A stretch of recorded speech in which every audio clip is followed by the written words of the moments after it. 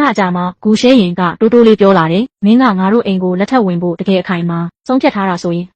အနာဂတ်မှာငါမင်းကိုကောင်းကောင်းဆက်ဆံပေးပါမယ်ကျမကသူ့စကားကိုချက်ချင်းဖြတ်လိုက်တယ်မလိုပါဘူးရှင်ကျိုးမှာရှိတုန်းကလေးကကျမချစ်ရတဲ့သူကိုတွေ့ထားပြီးသားပါအဲ့ဒီစကားကြားတာနဲ့ဂူရှဲရင်ဟာမိုးကြိုးပစ်ခံလိုက်ရတယ်လို့မျက်နှာပြက်သွားတယ်ပေပေမီမီနဲ့အကိုကလည်းကျမကိုအံ့အားသင့်စွာစိုက်ကြည့်နေကြတယ်ပြီးတော့အားလုံးတပြိုင်နက်အော်ဟစ်ပြောဆိုလာကြတယ်မင်းကလက်မထက်ရသေးတဲ့မိန်းကလေးတစ်ယောက်ပဲယောက်ျားတစ်ယောက်နဲ့ကိုယ့်သဘောနဲ့ကိုယ်တိတ်တဆိတ်တစ္ဆာပြုထားရဲတယ်ပေါ့ဒီသတင်းသာအပြင်ပေါက်သွားရင်စစ်တူကြီးအိမ်တော်တစ်ခုလုံးအဆက်ကွဲလိမ့်မယ်အမေကချက်ချင်းထပ်ပြောလိုက်တယ်ဟုတ်တာပေါ့လက်ထက်ထိန်းများရေးဆိုတာမိဘတွေကဆုံးဖြတ်ပေးရတာမိဘရဲ့သဘောတူညီချက်လည်းမရှိစစ်ဆက်ပွဲလုပ်ပေးမဲ့လူကြီးလည်းမရှိပဲဒီလိုမျိုးလုပ်ရတာမင်းမရှက်ဘူးလားအဲ့ဒီအချိန်မှာအကိုကလည်းဝင်ပြောတယ်ညီမလေးမင်းကတောရွာမှာကြီးပြင်းလာခဲ့ပေမဲ့မိန်းကလေးတစ်ယောက်ရဲ့ဂုဏ်သိက္ခာကအရေးကြီးတယ်ဆိုတာတော့သိတင်တယ်စူကျွင်းကလည်းငိုရောင်ဆောင်နေတာကိုရက်လိုက်တယ်သူမရဲ့စကားတွေကစိုးရိမ်ပေးသလိုထင်ရပေမဲ့မျက်လုံးထဲကလောင်ပြောင်တဲ့အရေးကိုတော့ဖုံးကွယ်မထားနိုင်ဘူးအမကလက်တောင်မထက်ရသေးဘူးဒါပေမဲ့ကိုယ်ဂုဏ်သိက္ခာကိုကိုယ်တိုင်ဖျက်ဆီးပြီးသွားပြီအဲ့ဒီစကားကြားတာနဲ့ကျမလက်သီးကိုတင်းတင်းဆုပ်ထားလိုက်တယ်သူမဆက်မပြောခင်မှာပဲချမ်းပါးရိုက်တန်တစ်ချက်ကျေလောင်စွာထွက်ပေါ်သွားတယ်